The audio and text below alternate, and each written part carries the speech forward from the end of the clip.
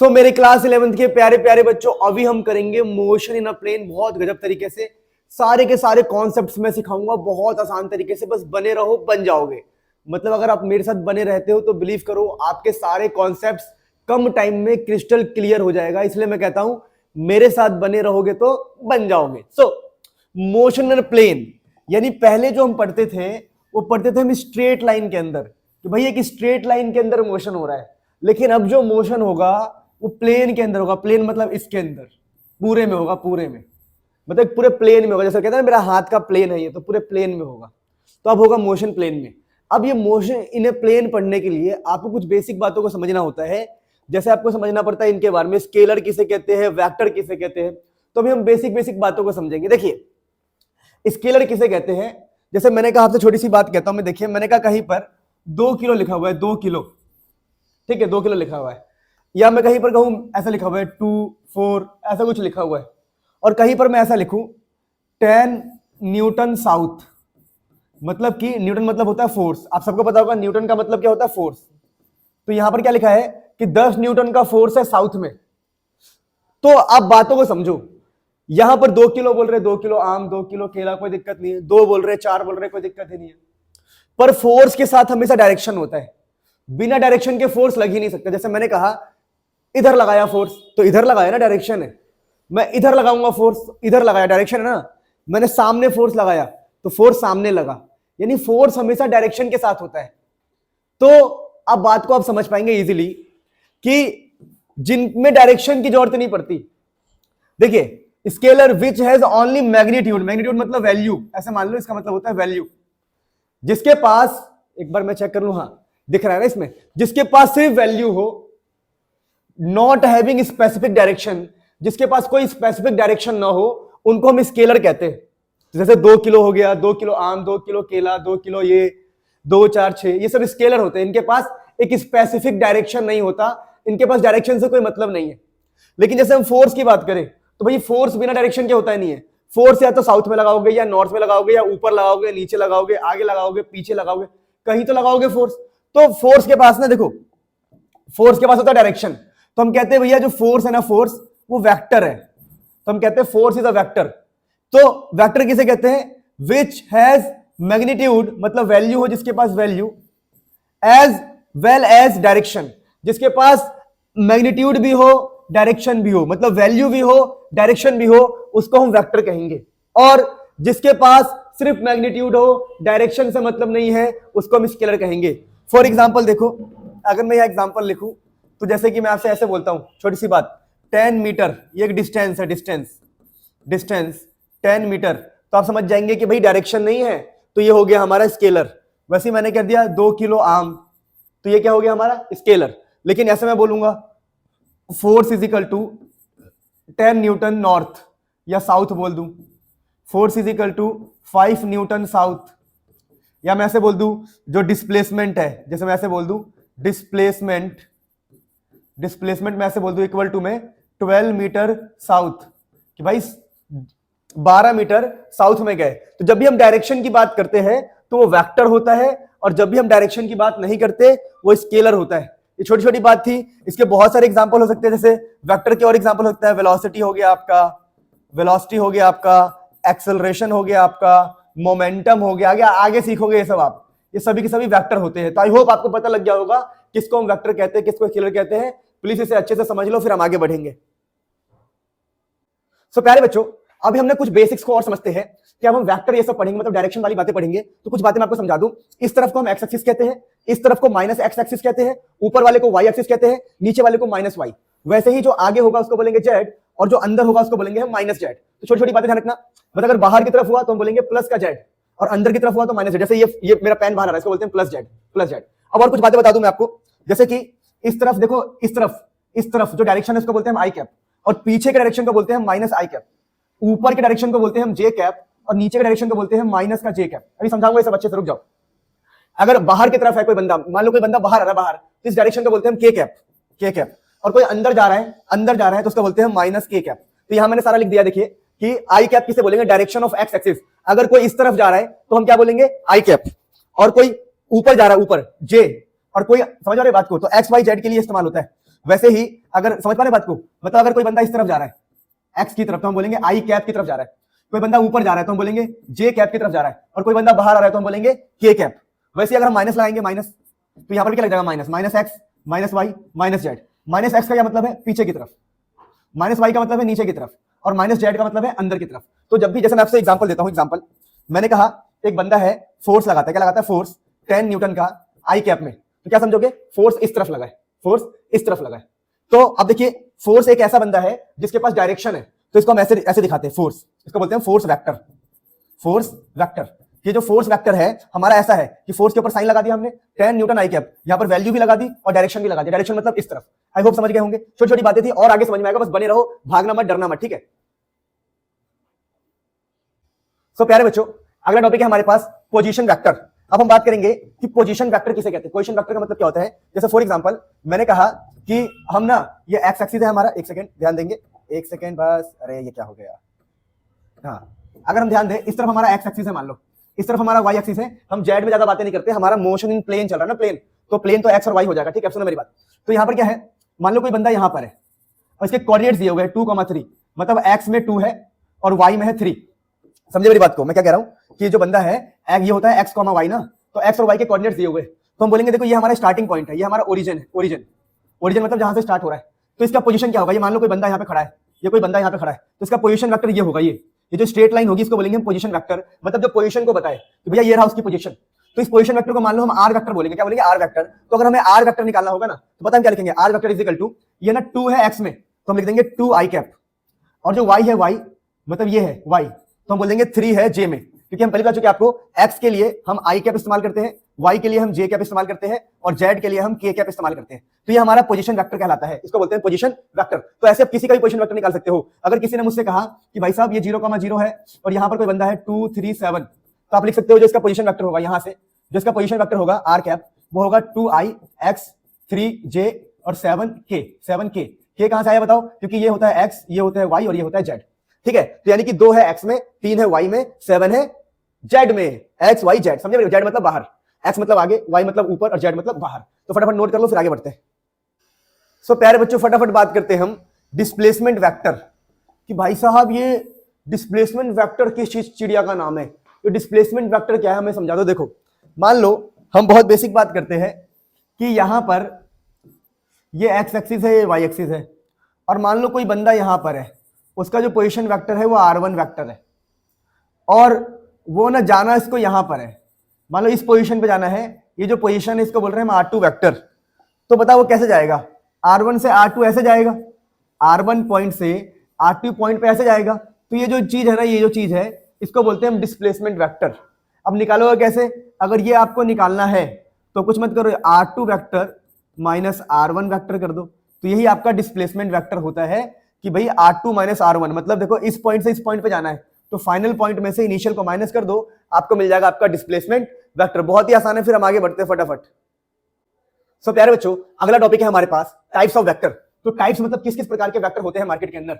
तो मार्केट के अंदर पहला वेक्टर होता है आपका, प्यारे बच्चों पहला है इक्वल वेक्टर। देखिए इक्वल वेक्टर, तो किसको हम इक्वल वेक्टर कहते हैं, तो अगर दो वेक्टर हुए हमारे पास जिनका सेम मैग्नीट्यूड, मैग्नीट्यूड मतलब वैल्यू, जिनका सेम मैग्नीट्यूड हो और डायरेक्शन भी सेम हो, कहने का मतलब क्या है, मैंने लिखा कोई मान लो ए नाम का वेक्टर है, ए वेक्टर जो कि है 10 न्यूटन, या फिर ऐसे में फोर्स की भाषा में समझाऊं, नाम कुछ भी रख सकते हो फोर्स की भाषा में। मैंने कहा कोई F1 फोर्स है 10 न्यूटन और आई कैप, आई मतलब एक्स की तरफ, और कोई दूसरा फोर्स है F2 वो भी 10 न्यूटन है आई की तरफ, तो हम बोलेंगे कि जो F1 वेक्टर है वो इक्वल है F2 वेक्टर के।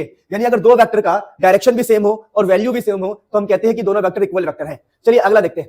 अगला अपने पास है प्यारे बच्चों, अगला अपने पास है नेगेटिव वेक्टर। देखिए ध्यान से, नेगेटिव वेक्टर, तो सर नेगेटिव वेक्टर किसे कहेंगे, देखिए सुनिए मेरी बात, vector having same magnitude but, यहां पर बट है, सॉरी मेरी टाइपिंग है ना, तो बट अपोजिट डायरेक्शन। कहने का मतलब क्या, देखिए मैंने कहा कोई F1 वेक्टर है मेरे पास वो है 10 न्यूटन आई कैप, और कोई F2 वेक्टर है मेरे पास माइनस का 10 न्यूटन आई कैप। तो दोनों में क्या फर्क है, दोनों में एक फर्क है, एक में आई है और एक में माइनस आई है। अगर हम इसको ऐसा भी लिख सकते हैं, ऐसा भी हम चाहे तो इसको ऐसा भी लिख सकते हैं कि 10 न्यूटन माइनस आई कैप।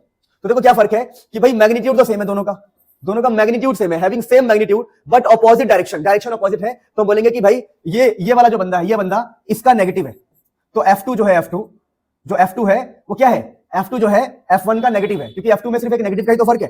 तो दो वेक्टर आपस में नेगेटिव कब होते हैं, दो वेक्टर आपस में नेगेटिव कब होते हैं? जब वैल्यू सेम हो पर एक माइनस साइन आ जाए तो नेगेटिव होते हैं। प्लीज नोट इट डाउन, फिर अगले पे बढ़ते हैं फटाफट। तो अगला अपने पास है जीरो वेक्टर। प्यारे बच्चों, तो प्यारे बच्चों हम जीरो वेक्टर किसे कहेंगे? किसको हम जीरो वेक्टर कहेंगे? ओ माय गॉड, किसको हम जीरो वेक्टर कहेंगे भाई साहब? किसको जीरो वेक्टर कहेंगे बताओ? तो देखो जीरो वेक्टर कहने के लिए बहुत सिंपल सिंपल बातें हैं। अगर किसी का मैग्नीट्यूड जीरो हो जाए, वेक्टर या vector having zero magnitude is called zero vector. और जीरो वेक्टर की ना कोई डायरेक्शन नहीं होती, ठीक है, ध्यान रखना, आर्बिट्रेरी कुछ भी हो सकता है। तो अगर कोई वेक्टर है, इसको नल भी बोलते हैं, नल वेक्टर, इसको हम नल वेक्टर भी कहते हैं प्यारे बच्चों। तो अगर कोई वेक्टर है हमारे पास, जैसे कि हमने कहा कि हमारे पास कोई वेक्टर है ऐसा, कोई मान लो कोई आर वेक्टर है जो कि है जीरो आई कैप, जीरो के कैप, जीरो जे कैप, जीरो के कैप, तो इसको बोलते हैं हम नल वेक्टर। इसको नल वेक्टर भी कहते हैं, जीरो वेक्टर भी कहते हैं, क्योंकि इसकी वैल्यू क्या, मैग्नीट्यूड क्या होती है? जीरो। इसे नोट कर लो, फिर अगला देखते हैं। अगला सो प्यारे बच्चों अगला है अपने पास कोलीनियर वेक्टर। कोलीनियर, नाम से ही पता लग रहा है, collinear vector. Vector along the same line, जैसे मैंने कहा एक लाइन है, लाइन, और यहां पर ये कोई F1 वेक्टर है, मान लो कोई F1 वेक्टर है और ऊपर कोई F2 वेक्टर है ना। इनको कोलीनियर को आप पैरेलल वेक्टर भी कह सकते हो।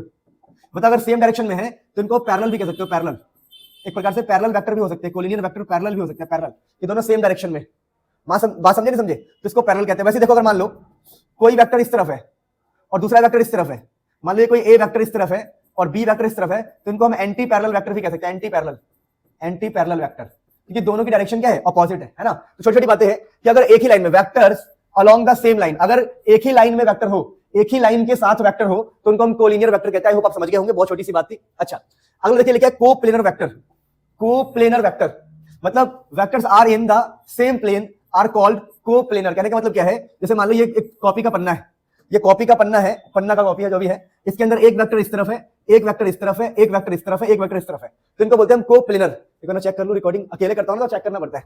तो ये जो वेक्टर है, देखो मान लो कोई ए वेक्टर है, ये कोई बी वेक्टर है, ये कोई सी वेक्टर है, ये कोई डी वेक्टर है, तो सभी के सभी एक ही प्लेन में, एक ही प्लेन में। जैसे मान लो मैं कह दूं कि ये एक वेक्टर है, ये एक वेक्टर है, तो ये ए वेक्टर है, बी वेक्टर है, और दोनों सेम प्लेन के अंदर ही है, तो इनको बोलेंगे हम कोप्लेनर वेक्टर, कि भाई एक ही प्लेनर के अंदर, को मतलब सेम, सेम प्लेन, जो सेम प्लेन में हो कोप्लेनर वेक्टर होते हैं। अच्छा देखो, यहां पर मैं एक छोटी सी बात बता रहा हूं, मैंने इन सबका स्टार्टिंग पॉइंट सेम रखा है। जैसे फॉर एग्जांपल एक वेक्टर यहां से स्टार्ट हुआ, ए वेक्टर, और कोई दूसरा वेक्टर है, मान लो कोई भी हो सकता है, मान लो फोर्स वेक्टर, मान लो ये फोर्स वेक्टर है, कोई वो भी यहीं से स्टार्ट हुआ, तो हम बोलेंगे ए और एफ, ये जो दोनों वेक्टर है, दोनों का सेम स्टार्टिंग पॉइंट है, तो इसको हम को इनिशियल भी बोलते हैं, को इनिशियल वेक्टर। तो बहुत बेसिक बेसिक डेफिनेशन होती है, पैरेलल, एंटी पैरेलल, ये सब छोटी छोटी बातें। वैसे ही अगर मैं आपसे बोलूं कि एक वेक्टर इस तरफ है, दूसरा वेक्टर इस तरफ है, तो दोनों में एंगल है 90 डिग्री, तो हम बोलेंगे ए और बी कैसे है? ये परपेंडिकुलर वेक्टर है, ए और बी आपस में क्या है? परपेंडिकुलर, 90 डिग्री है। तो ऐसी बेसिक बेसिक बातें होती है, बहुत सिंपल सिंपल। देखिए अब अगला टॉपिक है इंपॉर्टेंट, ये टॉपिक इंपॉर्टेंट है कि मॉडुलस ऑफ ए वेक्टर। एक वेक्टर का हम मॉडुलस कैसे निकालेंगे? वैसे मैं कुछ बातें आपको पहले ही मेंशन कर दूं कि ये जो मॉडुलस वर्ड है, मॉडुलस का मतलब क्या होता है? मॉडुलस का मतलब होता है मैग्नीट्यूड। मॉडुलस का मतलब मैग्नीट्यूड भी होता है, मैग्नीट्यूड भी होता है, कई लोग इसको मॉड भी बोलते हैं, मॉड भी बोलते हैं। तो modulus of A vector, magnitude of A vector, mod of A vector. अच्छा, मॉडुलस से अगर हम रफ आइडिया लें तो मॉडुलस से आपको पता क्या मिलने वाला है? मॉडुलस से आपको एक प्रकार से वैल्यू मिलने वाला है, ऐसी बहुत रफ आइडिया लेके चले तो। जैसे फॉर एग्जांपल कहीं पर लिखा है force is equal to 10 I cap 5 J cap 3 K cap. तो ये देखो फोर्स का क्या मतलब है कि 10 का फोर्स आई में लग रहा है, मतलब एक्स की तरफ, 5 का फोर्स लग रहा है ऊपर वाई में लग रहा है, और 3 का फोर्स बाहर लग रहा है। अब मुझे क्वेश्चन आ गया कि फाइंड मैग्नीट्यूड, फाइंड मैग्नीट्यूड। अगर क्वेश्चन ही आ गया कि भाई साहब इसका मैग्नीट्यूड निकालो, तो मैं क्या लिखूंगा? देखो भाई, फोर्स का जो मैग्नीट्यूड होगा वो क्या होगा, ऐसे निकालना है। देखो फोर्स का मैग्नीट्यूड, ये जो डब्बा लगाना है आपको, ये जो चीज है ना, ये चीज है, इसको डब्बा में पैक करना है, फिर इक्वल का साइन लगा के रूट लगाना है, रूट, और रूट लगाने के बाद आपको इसका स्क्वायर करना है, 10 का स्क्वायर, 5 का स्क्वायर, 3 का स्क्वायर। तो जो भी आंसर आएगा ना वो क्या आएगा? मैग्नीट्यूड आएगा, या तो मॉडुलस आएगा, या तो मैग्नीट्यूड आएगा, या तो मॉड आएगा, तीनों एक ही बात है। तो देखो हमारे पास क्या आ गया, जो फोर्स का मैग्नीट्यूड है वो आ गया अंडर रूट में, ये 100 हो गया प्लस 25 प्लस 9, तो कितना हो गया? 134। तो 134, तो ये फोर्स का मैग्नीट्यूड है, एक प्रकार से कह सकते हो फोर्स की वैल्यू मिली हमें, है ना। तो ये छोटी छोटी बातें थी कि मॉडुलस ऑफ ए वेक्टर कैसे निकालते हैं। यानी अगर मैं जनरल भाषा में बताऊं, अगर कोई भी वेक्टर है, मान लो R vector, A I cap, B J cap, C K cap, और आपको इसका मॉडुलस निकालना है। क्या निकालना है?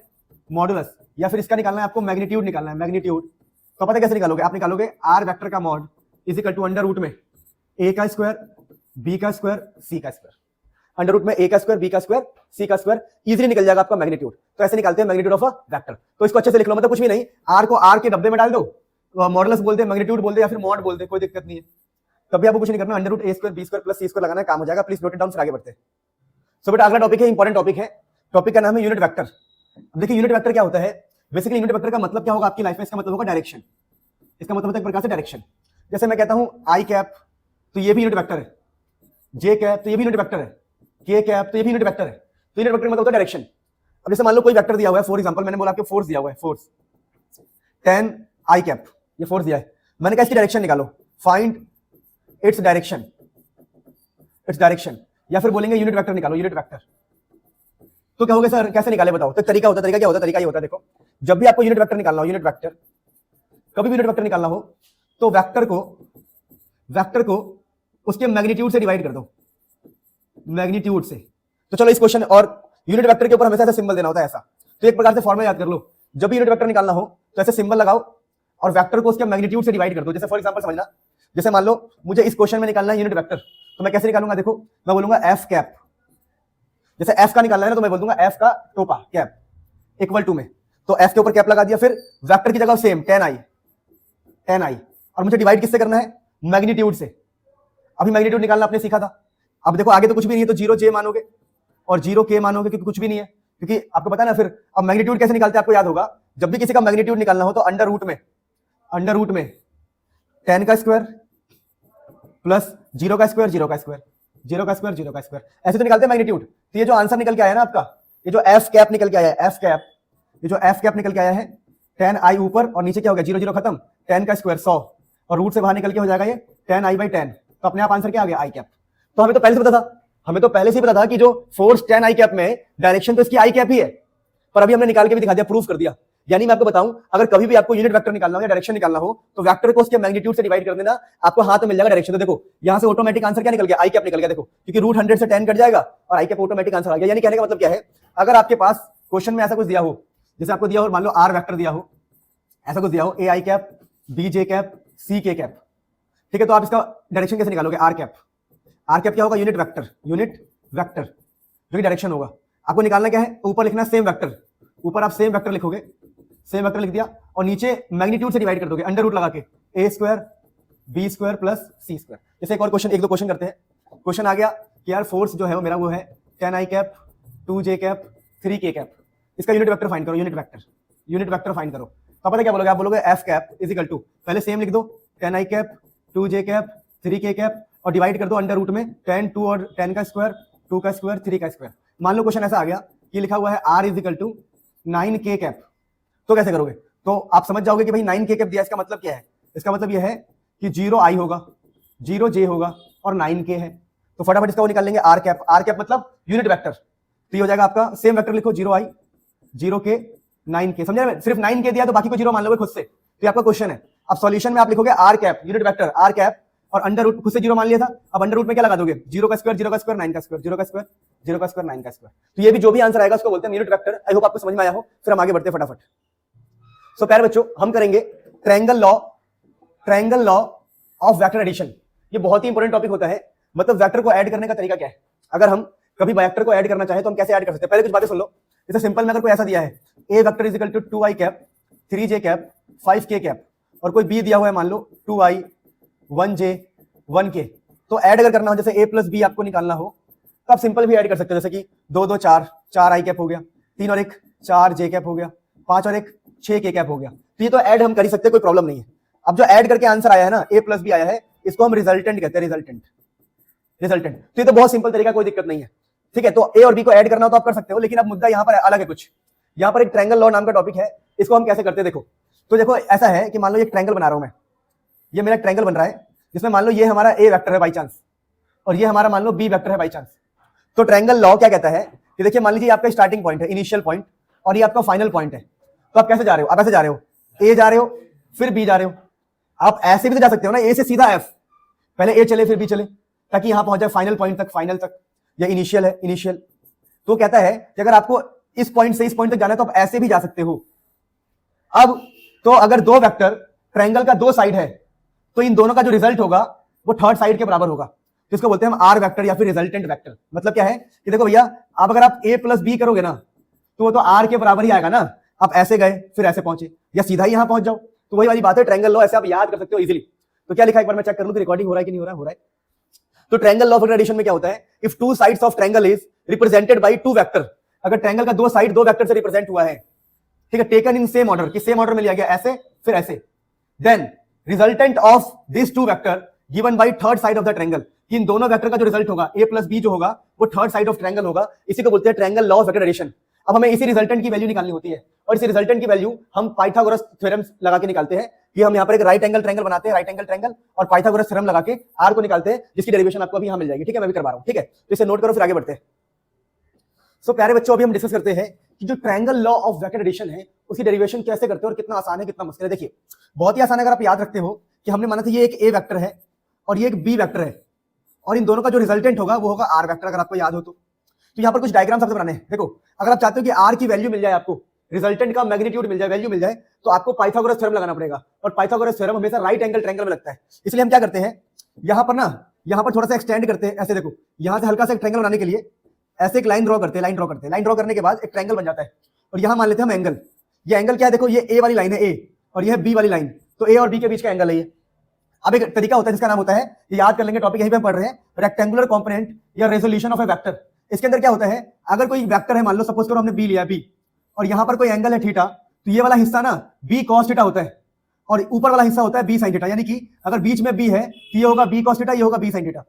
इसी को रेक्टेंगुलर कंपोनेंट कहते हैं। क्यों? क्योंकि एक रेक्टेंगल की तरह बन रहा है। देखो कैसे, इस रेक्टेंगल में अगर ये बी साइन थीटा है तो ये वाला हिस्सा भी क्या होगा, बी साइन थीटा, और नीचे वाला अगर बी कॉस थीटा है तो ऊपर भी क्या होगा, बी कॉस थीटा। तो ये रेक्टेंगुलर कंपोनेंट ध्यान रखना आप लोग की, नीचे बी कॉस थीटा, ऊपर भी बी कॉस थीटा, बगल में बी साइन थीटा, इधर से बी साइन थीटा। तो सेम केस यहाँ पर था हमारे पास बी और यहाँ पर था थीटा, तो बी के सामने, थीटा के सामने वाला होता है बी साइन थीटा। देखो थीटा के सामने वाला है बी साइन थीटा, तो हमने इसको बी साइन थीटा लिख दिया और नीचे वाला होगा बी कॉस थीटा, इसको हम बी कॉस थीटा लिख दिया। अब हम यूज करेंगे पाइथागोरस थ्योरम, क्योंकि हमें रिजल्टेंट का वैल्यू निकालना होता है, आर का वैल्यू निकालना होता है। तो रिजल्टेंट की वैल्यू निकालने के लिए यूजिंग पाइथागोरस थ्योरम, तो हमने बोला कि देखो हाइपोटेनियस का स्क्वायर जो होता है वो होता है परपेंडिकुलर का स्क्वायर प्लस बेस का स्क्वायर। यही तो होता है आपका पाइथागोरस थ्योरम, अगर याद हो किसी को तो। पाइथागोरस थ्योरम कहता है कि अगर आपको हाइपोटेनियस चाहिए, देखो ट्रायंगल ये है, ट्रायंगल ये आपका ट्रायंगल है, तो अगर आपको हाइपोटेनियस चाहिए तो नीचे वाला जो है उसका स्क्वायर और इसका स्क्वायर करना पड़ेगा। तो नीचे वाला क्या होगा, A plus B cos theta, तो A plus B cos theta का square, R square is equal to A plus B cos theta का स्क्वायर, साथ ही साथ बी साइन थीटा का स्क्वायर, तो ये बी साइन थीटा है, इसका स्क्वायर।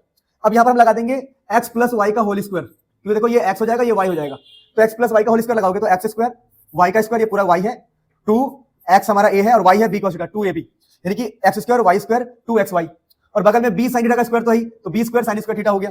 तो प्यारे बच्चों यहां से हमें क्या मिलेगा, अगर हम दोबारा इसको रीराइट लिखे तो a की जगह a लिख दो, b स्क्वायर की जगह cos थीटा की जगह b स्क्वायर cos थीटा लिख दो, पर जो यहाँ पर b स्क्वायर sin थीटा है उसको बगल में लिख दिया मैंने, और इस वाले को उधर लिख दिया बिल्कुल कोने में, 2ab cos थीटा को, मतलब इसको उठा के यहाँ लाया, इसको उठा के यहाँ लाया, प्लस में हम कर सकते हैं ऐसा। तो यहाँ से हमें मिल जाएगा b स्क्वायर और cos स्क्वायर थीटा और sin स्क्वायर थीटा होता है 1, आपको पता होगा। तो यहाँ से a स्क्वायर बचेगा, यहाँ से सिर्फ b स्क्वायर बचेगा, cos और sin मिलकर 1 हो जाएंगे, और यहाँ बचेगा 2ab cos थीटा। तो अगर हम यहाँ से देखें तो हमें क्या मिल गया, जो रिजल्टेंट का स्क्वायर है a square b square 2ab cos theta, तो रिजल्टेंट क्या हो जाएगा, अंडर रूट लग जाएगा, अंडर रूट, क्योंकि स्क्वायर है ना स्क्वायर, तो अंडर रूट लग जाएगा, a square b square 2ab cos theta. इसको बोलते हैं मैग्नीट्यूड ऑफ रिजल्टेंट। तो अगर एग्जाम में आया कि ट्रायंगल लॉ से निकालो मैग्नीट्यूड ऑफ रिजल्टेंट, तो आप ऐसे ही करके आएंगे। कई बार एग्जाम में ये भी आता है, कई बार एग्जाम में आता है क्या, यहीं से बता रहा हूं मैं आपको, डायरेक्शन ऑफ रिजल्टेंट आता है, डायरेक्शन, ये डायरेक्शन लिखा है, डायरेक्शन ऑफ रिजल्टेंट। तो जब भी एग्जाम में डायरेक्शन ऑफ रिजल्टेंट बोलेगा ना, तो आपको ये निकालना होता है, ये बीटा, ये वाला एंगल निकालना, इसको बोलते हैं डायरेक्शन ऑफ रिजल्टेंट। तो ये कैसे निकालेंगे, तो आप यहां से निकाल सकते हो tan बीटा से। तो tan बीटा क्या हो जाएगा, अगर ये बीटा है तो सामने वाला क्या होता है, परपेंडिकुलर। देखो tan थीटा निकाल रहे हैं, tan theta perpendicular by base, तो परपेंडिकुलर आपका b sin थीटा होगा, और बेस क्या होगा, base a plus b cos theta, a plus b cos theta. तो यहाँ पर डायरेक्शन ऑफ रिजल्टेंट ये होता है, ये बीटा। तो अगर बीटा हम निकालने जाए प्यारे बच्चों, तो हो जाएगा tan की power -1 b sin theta by a plus b cos theta. कैसे हुआ बताओ, ये जो tan है, tan इसको मैंने उधर भेज दिया तो माइनस में चला गया, इनवर्स बोलते हैं tan इनवर्स। तो आपको अगर डायरेक्शन ऑफ रिजल्टेंट आएगा तो आपको ये करके आना है, आपको इस वाले एंगल को बीटा मानना है, और आपको फॉर्मूला लगाना है, tan थीटा का फॉर्मूला क्या होता है, tan beta perpendicular by base. तो परपेंडिकुलर में है b sin थीटा, बेस में है ये, और सिर्फ बीटा चाहिए आपको, सिर्फ बीटा। तो सिर्फ बीटा कब मिलेगा, जब tan को उधर भेज दोगे। तो ये आएगा एग्जाम में, तो कर लेना। फिर आगे आपको parallelogram law of vector addition करना है, जो मैं करवाता हूं, ठीक है ना। खाना पीना थोड़ा खा लेता हूं। एक बार पैरेललोग्राम लॉ ऑफ लिखा है, parallelogram law of vector addition, very important topic. Find magnitude and direction of resultant. Exam में क्वेश्चन आएगा कि रिजल्टेंट की वैल्यू बताओ और उसका डायरेक्शन बताओ। क्या बताओ, डायरेक्शन। तो डेफिनेशन क्या है, डेफिनेशन बड़ा इजी है। अगर एक पैरेललोग्राम है, इसको बोलते हैं पैरेललोग्राम, पैरेललोग्राम के दो साइड अगर दो वेक्टर को रिप्रेजेंट कर रहे हैं, अगर दो साइड दो वेक्टर को रिप्रेजेंट कर रहे हैं, तो इन दोनों का जो रिजल्टेंट होगा, जो रिजल्टेंट वेक्टर है, वो होगा p plus Q, p plus Q, जो कि डायगोनल से मिलेगा। किससे मिलेगा, ये जो डायगोनल है, ये देखो पैरेललोग्राम है, ये पैरेललोग्राम के दो साइड है, एडजेसेंट साइड है ये p एंड q, इन दोनों को ऐड करने से हमें मिलेगा रिजल्टेंट, ये मिलेगा, ये वाला वेक्टर। समझ पा रहे हो। तो यही parallelogram law of vector addition है कि if two sides of parallelogram represents two vector, then their resultant is given by diagonal, resultant is given by diagonal। तो आई होप आपको बात समझ में आ गई होगी। अब इस ये जो क्वेश्चन है सेम ट्रायंगल लॉ की तरह ही सॉल्व होता है। अगर आपको रिजल्टेंट निकालना है तो अब यहाँ पर एक डॉटेड लाइन खींचोगे, डॉटेड लाइन खींच के यहाँ पर एंगल मान लोगे थीटा। क्या मान लोगे? थीटा एंगल मान के आप बोलोगे ये वाला है मेरा क्यू कॉस थीटा। आपको ऐसे ही करना है जैसे ट्रायंगल लॉ किया जाता है। ये क्यू कॉस थीटा है और ये होगा आपका क्यू साइन थीटा। फिर आपको एक ट्रायंगल लेना है, पाइथागोरस थ्योरम लगाना है। आपको ये दोनों क्या हो गया, आपको ये ट्रायंगल लेना है, ये ट्रायंगल लेना है, ये वाला ट्रायंगल, ये ट्रायंगल लेके आपको पाइथागोरस थ्योरम लगाना है। तो पाइथागोरस थ्योरम क्या कहता है कि देखो रिजल्टेंट का जो स्क्वायर होगा, यानी कि जो हाइपोटेनस का स्क्वायर होगा, हाइपोटेनस का, इसको हम आर कह रहे हैं, वो होगा बेस परपेंडिकुलर का स्क्वायर। तो बेस में है P plus Q cos theta, P plus Q cos theta का होल स्क्वायर। और परपेंडिकुलर में क्या है, ये बेस है परपेंडिकुलर, तो बेस का स्क्वायर परपेंडिकुलर का स्क्वायर, क्यू साइन थीटा का स्क्वायर, यानी Q square sine square theta. इसका स्क्वायर करोगे तो Q square sine square theta. तो ये आ गया रिजल्टेंट का स्क्वायर। अब जब इसको सॉल्व करोगे ट्रायंगल लॉ की तरह सॉल्व करना है बिल्कुल। पहले a प्लस बी का होल स्क्वायर खोलेंगे जैसे पीछे बताया था, तो फाइनली जो आंसर आएगा सेम आता है, same answer under root P square plus Q square, P square plus Q square plus 2pq cos theta. मतलब सेम प्रोसीजर, बिल्कुल कॉपी करना है, ट्रायंगल लॉ को कॉपी करना है। यानी यहां से हमारा क्वेश्चन ट्रायंगल लॉ का स्टार्ट हो जाता है। समझ पा रहे बात को? सब कुछ सेम। जब उसका डायरेक्शन निकालेंगे, ध्यान दो, इसको हमने बीटा माना था, याद है आपको? इसको हमने माना था बीटा, और इस बीटा को बोला था हमने angle of direction of resultant. तो डायरेक्शन ऑफ रिजल्टेंट हमने निकाला था tan बीटा, tan बीटा जो कि था perpendicular by base Q sine theta by, याद है आपको? p plus Q cos theta आया था, अगर याद हो आपको तो। और यहां से आपने बीटा निकाला था। बीटा कैसे निकाला था आपने? tan को इन्वर्स कर दिया था इस तरफ और ये बन गया था Q sine theta by p plus Q cos theta. तो एग्जाम में ये क्वेश्चन आएगा, उसके तैयार रहिए। बिल्कुल ट्रायंगल लॉ है, डेफिनेशन भी वैसा ही है सेम, बिल्कुल ट्रायंगल लॉ और पैरेललोग्राम में ज्यादा फर्क बिल्कुल भी नहीं है। तो आप इस बात को ध्यान रखेंगे कि समझ पा रहे हो? अच्छा, डायग्राम को थोड़ा और अच्छा बनाने के लिए, जैसे मैंने कहा ये p वेक्टर है और ये वाला q, देखो ध्यान से, ये q है ना, तो इसको भी आप q वेक्टर लिख सकते हो। क्यों? क्योंकि ये दोनों क्या है, पैरेललोग्राम है ना। वैसे अगर ये वाला p वेक्टर था आपका, तो ऊपर वाला भी p वेक्टर लिख सकते हो ताकि ये पैरेललोग्राम लगे। पर रियल में ये ट्रायंगल लॉ ही है एक प्रकार से। समझ में आया? नोट कर लो, इजी वर्जन, फिर आगे बात करते हैं। सो प्यारे बच्चों, अगला टॉपिक है हमारे पास स्केलर और डॉट प्रोडक्ट। स्केलर और डॉट प्रोडक्ट कहने का मतलब क्या है सर, ये बता दो। देखिए, स्केलर और डॉट प्रोडक्ट का मतलब क्या है कि आपको ना दो वेक्टर है, मान लो कोई ए वेक्टर है, सपोज करो, मान लो ऐसा लिखा हुआ है 2i cap 3j cap 5k cap, यानी एक प्रकार से हम मल्टीप्लिकेशन करने वाले। प्रोडक्ट का मतलब होता है मल्टीप्लिकेशन, ठीक है ना। तो इस बार हम पढ़ रहे हैं स्केलर मल्टीप्लिकेशन। मान लो कोई ए वेक्टर है और दूसरा कोई बी वेक्टर है, 2i कैप 3j कैप और मानो 9k कैप लिख दे रहा हूं मैं। तो हमें क्या फाइंड करना होता है? हमें फाइंड करना होता है A dot B. A dot B का मतलब होता है कि ए और बी को मल्टीप्लाई करना। तो इसके लिए आप पता क्या करते हैं? आप कुछ नहीं करते, आप सिंपली 2 2 जा 4। तो प्यारे बच्चों तो हम पढ़ रहे थे स्केलर और डॉट प्रोडक्ट, और वीडियो अपने आप बंद हो गया था, दोबारा मुझे शूट करना पड़ रहा है। देखिए यहां पे क्या है कि मैं बता रहा था कि 2 2 जा हो जाएगा 4, और आपको कुछ बातें ध्यान रखनी पड़ेगी। जैसे 2 को 2 से हम मल्टीप्लाई करेंगे 4 आएगा। जब i को i से मल्टीप्लाई करेंगे ना तो आंसर 1 होता है। वैसे ही जब j और j का मल्टीप्लाई करेंगे तो आंसर 1 होता है। k और k को मल्टीप्लाई करने पे भी आंसर 1 होता है। इसका मतलब क्या है? 2 तो 2 से मल्टीप्लाई होकर 4 हो जाएगा, पर i और i का मल्टीप्लिकेशन 1 होगा, जो 1 यहां पर लिखने की जरूरत है नहीं। वैसे 3 3 9 हो जाएगा और j और j क्या हो जाएगा 1, तो 1 लिखने की जरूरत है नहीं। 9 5 जब 45 हो जाएगा, k और k क्या हो जाएगा 1, तो लिखने की जरूरत नहीं है। तो जब आप इसको सॉल्व कर लोगे ना, a डॉट बी सॉल्व कर लोगे तो आंसर आ जाएगा। इस प्रकार से हम स्केलर या डॉट प्रोडक्ट हम निकालते हैं। अब कुछ बातें करते हैं आगे। टॉपिक का नाम है एप्लीकेशन। ये जो हमने पढ़ा है एप्लीकेशन ऑफ डॉट प्रोडक्ट, हमें जो डॉट प्रोडक्ट हमने पढ़ा है अभी, उसका अप्लाई कहां पे करेंगे? तो अप्लाई करेंगे वर्क एनर्जी वाले चैप्टर में। तो वर्क एनर्जी में वर्क का जो फॉर्मूला होता है प्यारे बच्चों, वो होता है एफ डॉट एस। तो आपको वहां पर फोर्स दिया होगा, डिस्प्लेसमेंट दिया होगा, आपको फिर आई वाले को आई से मल्टीप्लाई करना है, जे वाले को जे से, के वाले को के से। ये अभी नहीं है, ये फ्यूचर में आएगा वर्क एनर्जी वाले चैप्टर में। आगे देखिए, अगला टॉपिक होता है एंगल बिटवीन टू वेक्टर्स। अब आपको जो ए डॉट बी वाला कॉन्सेप्ट है जो आपने पीछे पढ़ा है, उसका इस्तेमाल दो वेक्टर के बीच में एंगल फाइंड करने के लिए आ सकता है। जैसे मैंने बोला कि मान लो एक वेक्टर इस तरफ है, मान लो कोई f1 वेक्टर इस तरफ है, कोई f2 वेक्टर इस तरफ है, तो इन दोनों के बीच में कितना एंगल है, ये फाइंड करने के लिए भी इसी कॉन्सेप्ट का इस्तेमाल होता है, डॉट प्रोडक्ट का। तो ये फॉर्मूला होता है जिसका कोई प्रूफ नहीं है, कोई डेरिवेशन नहीं है फिलहाल के लिए। तो ए डॉट बी क्या होता है हमारा? Modulus of A modulus of B cos theta. तो यहां से आप एंगल निकालते हैं दो वेक्टर के बीच में, और mod of A mod of B निकालना तो आपको आता ही है। नहीं आता तो कोई बात नहीं, क्वेश्चन के थ्रू करते हैं।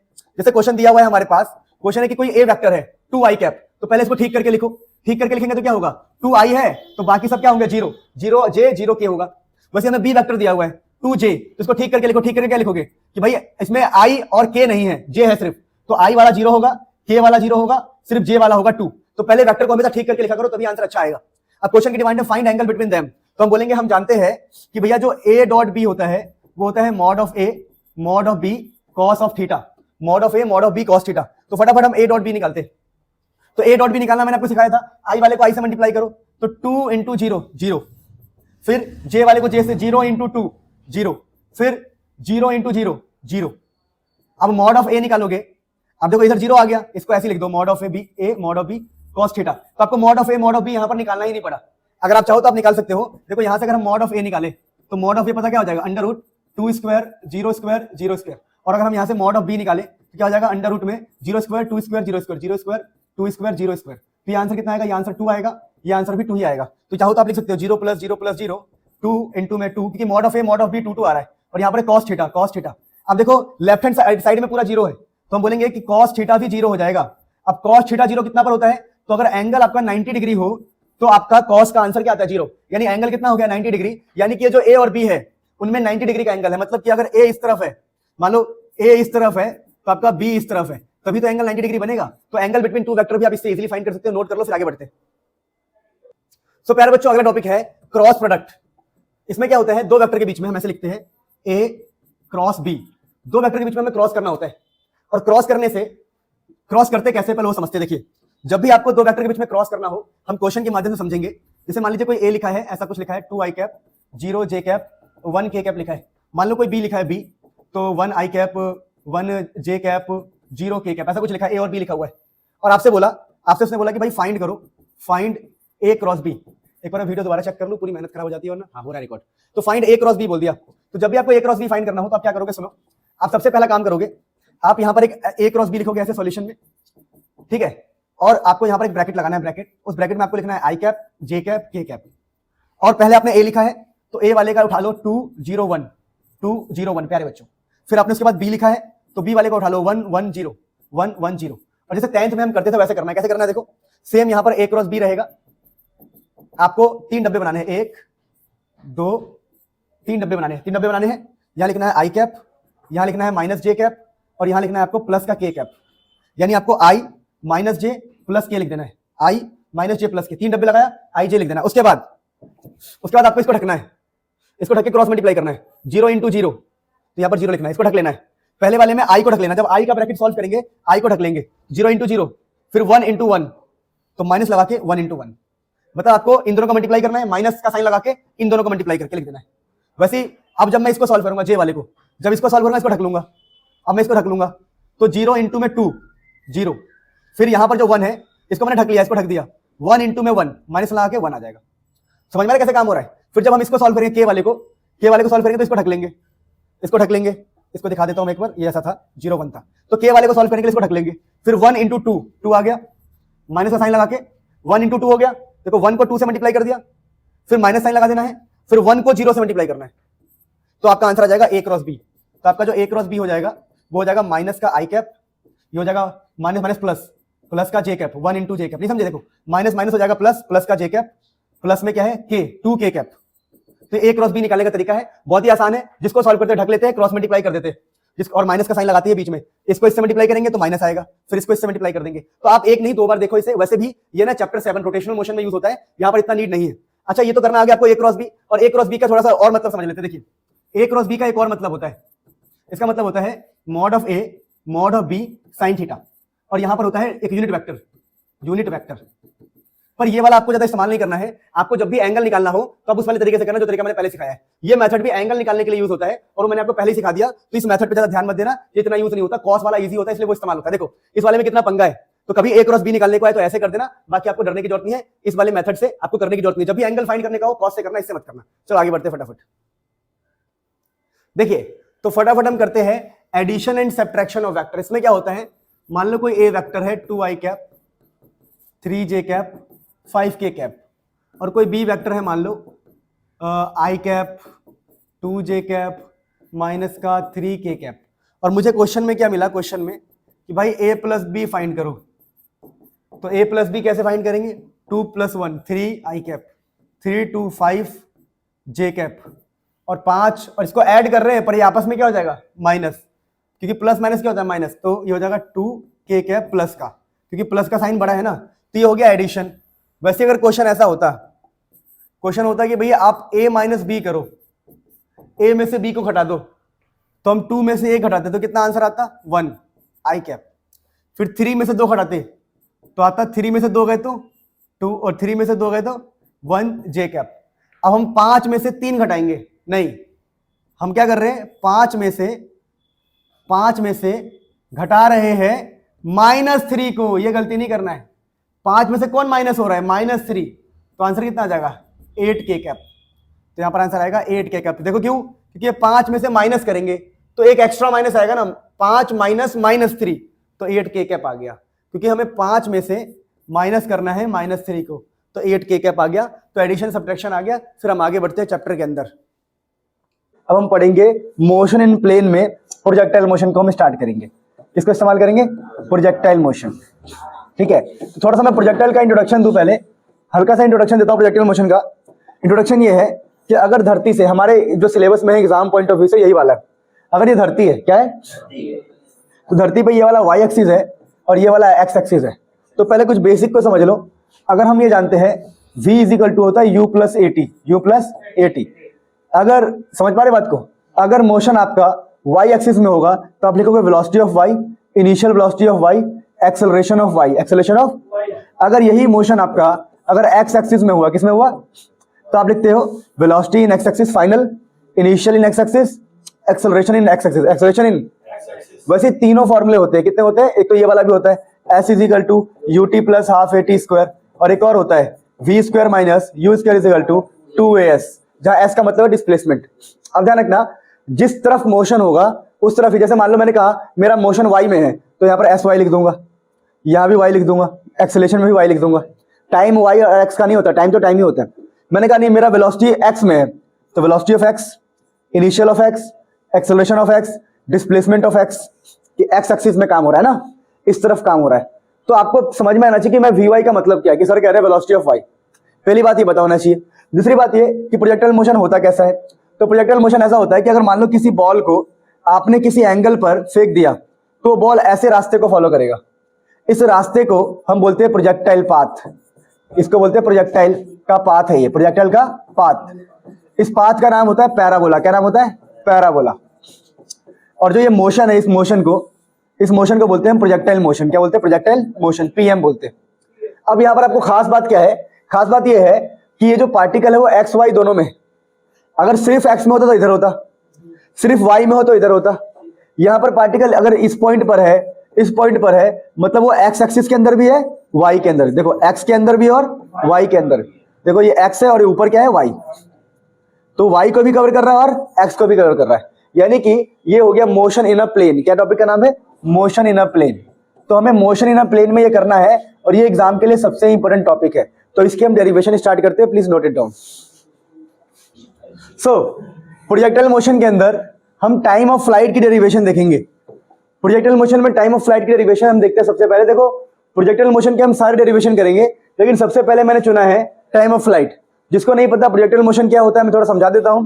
तो प्रोजेक्टाइल मोशन में ऐसा होता है कि अगर मान लीजिए इस पॉइंट से अगर किसी को हम इनिशियल वेलोसिटी u के साथ फेंकेंगे तो उसकी दो वेलोसिटी होगी। अगर यहाँ पर एंगल थीटा है, एक को बोलते हैं हम u cos थीटा, आपको रट्टा मारना है, याद करना अच्छे से, इसको समझना है।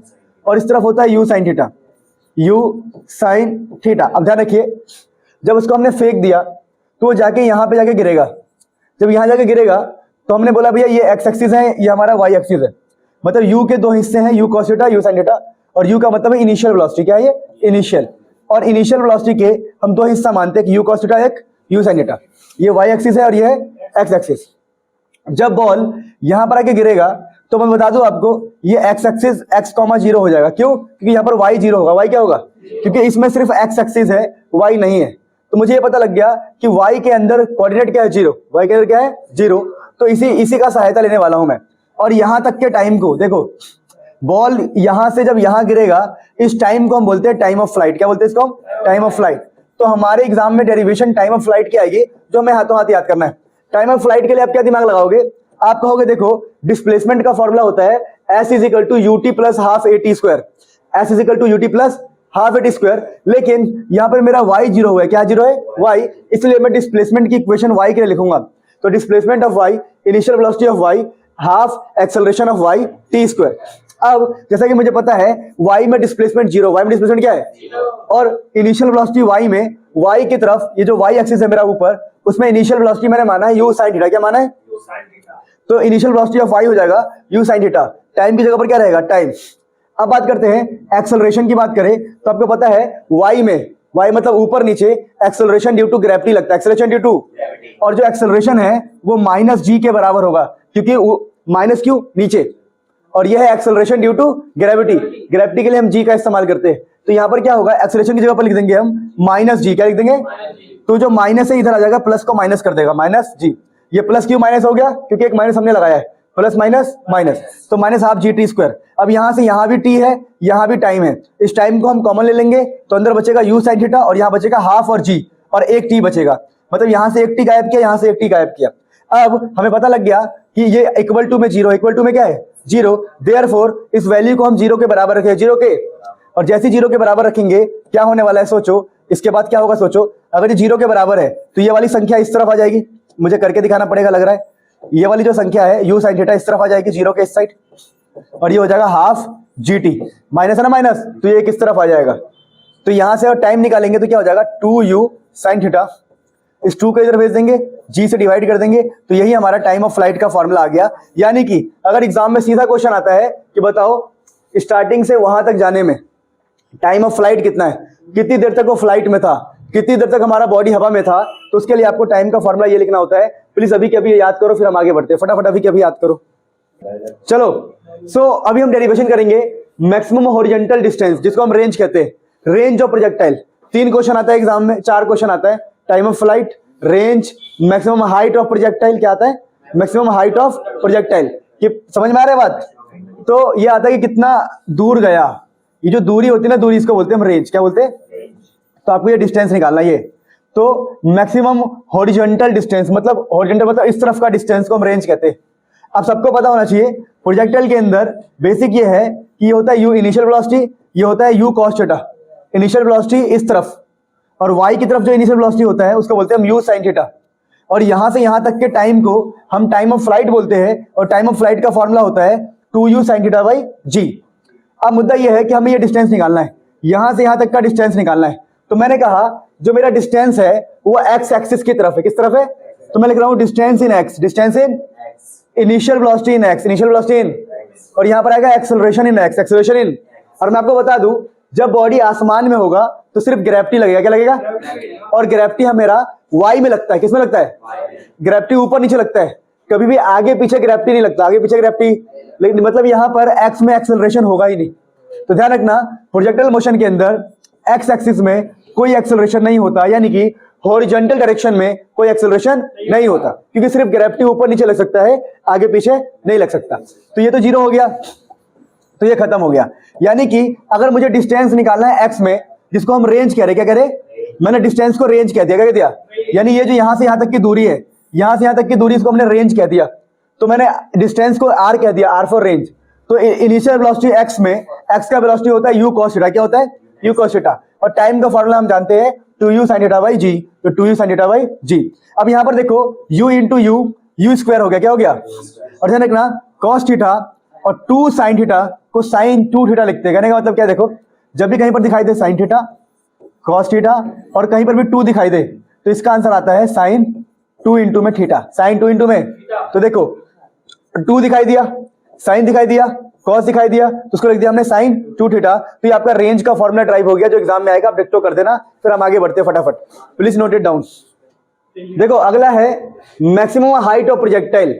अगर हमारा प्रोजेक्टाइल स्टार्ट हुआ है तो कितना ऊंचाई पर जाएगा, इस डिस्टेंस को, जो y में डिस्टेंस है, ऊपर की तरफ जो डिस्टेंस है उसको बोलते हैं मैक्सिमम हाइट h। अब इसका डेरिवेशन कैसे करेंगे, तो हमें पता होना चाहिए कि प्रोजेक्टाइल के अंदर u फॉर इनिशियल वेलोसिटी, इस तरफ होता है u cos थीटा, इस तरफ होता है u sin थीटा।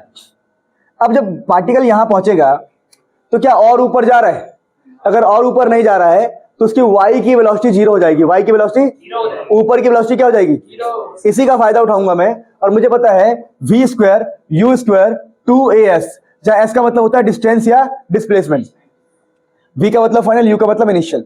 मैंने y वाली इक्वेशन लगाई है क्योंकि मुझे पता है y में ही हमें डिस्टेंस निकालना है, क्या निकालना है, तो हमने कहा वेलोसिटी ऑफ y का square, initial velocity of y का square, 2 acceleration of y, displacement of y।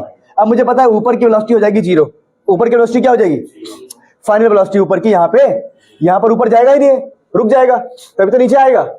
अब यहाँ पर इनिशियल की बात करें तो इनिशियल है u sin थीटा, क्या है, तो u square sin square theta, 2 की जगह पर 2 है, एक्सेलेरेशन का मतलब होता है ग्रेविटी, क्योंकि y में मोशन हो रहा है, माइनस जी माइनस, और जो भी डिस्टेंस है वो तो h माना है हमने, क्या माना है, तो h, तो यहां से h निकल जाएगा। देखो इस माइनस से माइनस खत्म हो जाएगा और 2g को नीचे भेज देंगे, u square sine square theta के नीचे क्या भेज देंगे, 2g, तो बच जाएगा यहाँ पर h, क्या बच जाएगा, h। यही h का फॉर्मूला है हमारा जो एग्जाम में ड्राइव करने को आता है, प्लीज नोट इट डाउन, फिर आगे बढ़ते हैं। सो अगला डेरिवेशन जो इस प्रोजेक्टाइल में होता है, लास्ट डेरिवेशन, कई बार ये आता है बच्चे नहीं कर पाते, इक्वेशन ऑफ ट्रेजेक्ट्री और equation of path of projectile. मतलब ये जो प्रोजेक्टाइल का पाथ होता है, ये जो रास्ता है, इसका इक्वेशन क्या होगा। तो इक्वेशन का निकालने के लिए बड़ा आसान तरीका होता है। देखो जैसा आप जानते हो, पहला स्टेप ये होगा, आप एक लाइन खींचेंगे, लाइन ऐसे एक लाइन खींचना और यहाँ लिखना कि डिस्प्लेसमेंट ऑफ वाई क्या होगा। जैसे एस इजिकल टू क्या होता है, S is equal to U T plus half A T square. तो हमें पता है कि जो डिस्प्लेसमेंट ऑफ वाई होता है वो U Y T plus half A Y, मतलब कुछ नहीं वाई वाई लगा देंगे क्योंकि हम वाई में पढ़ रहे हैं, वाई में ऊपर की तरफ। वैसे ही एक्स के अंदर क्या होता है, यहां पर भी हाफ ए टी स्क्वायर होगा, लेकिन हमें पता है कि एक्स के अंदर एक्सेलरेशन नहीं होता, तो ये वाला पार्ट नहीं रहेगा।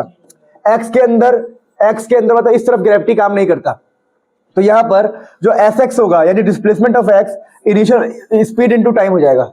अब हम जानते हैं कि एस वाई मतलब वाई एक्सिस की बात कर रहे हैं, तो हमने वाई को वहां पर वाई लिख दिया, डिस्टेंस को वाई लिख दिया, और इनिशियल वेलोसिटी ऑफ वाई को लिख दिया हमने यू साइन थीटा, जो हमें पता है कि वाई में होता है यू साइन थीटा। टी की जगह टी छोड़ दिया, यहाँ हाफ की जगह हाफ है, एक्सेलेरेशन को लिख दिया हमने माइनस जी। क्या लिख दिया हमने, क्योंकि हमें पता है वाई में एक्सेलेरेशन माइनस जी होता है, तो एक माइनस साइन आ जाएगा, ठीक है स्क्वायर। इसको हम मानेंगे इक्वेशन 1। वैसे हम बोलेंगे कि जो डिस्प्लेसमेंट होगा एक्स का, उसको एक्स मान लो, और इनिशियल वेलोसिटी एक्स को उसको मान लो यू कॉस थीटा, और टाइम को मान लो टी। अब यहां से हम टी की वैल्यू निकालेंगे तो S x by you cos theta, x by ये नीचे आ जाएगा, एक्स के नीचे आ जाएगा ये, तो x by you cos theta बन जाएगा टाइम। अब हम क्या बोलेंगे, जो इक्वेशन 1 है, और हम क्या बोलेंगे फ्रॉम 2, हम इस वाले इक्वेशन का जो टाइम है, टाइम उसमें हम इक्वेशन 1 में पुट कर देंगे फ्रॉम 2 एंड 1, फ्रॉम 2 एंड 1, यानी पहले वाले इक्वेशन में दूसरा इक्वेशन पुट कर देंगे। यानी टाइम की जगह पर देखो u sin थीटा तो u sin थीटा रहेगा, टाइम की जगह पर क्या पुट कर दिया हमने, x by you cos theta. Half की जगह हाफ है, g की जगह g है, टाइम की जगह पर क्या पुट कर देंगे हम, x बाई, समझा रहा हूं देखो नीचे। तो यहां पर क्या हुआ देखो, यहां पर ये u sin थीटा है, u से u कट जाएगा, यहाँ x रहेगा, साइन बाई कॉस हो जाएगा tan। यहाँ पर half g T square, t और t की वैल्यू क्या है, x by you cos theta, तो t का स्क्वायर का मतलब हो गया x square you square cos square theta. बस यही डेरिवेशन हमें करना था, तो ये डेरिवेशन आपका आ गया। यही होता है equation of path, equation of path. इस प्रकार से प्रोजेक्टाइल मोशन हमारा खत्म हो गया, ठीक है।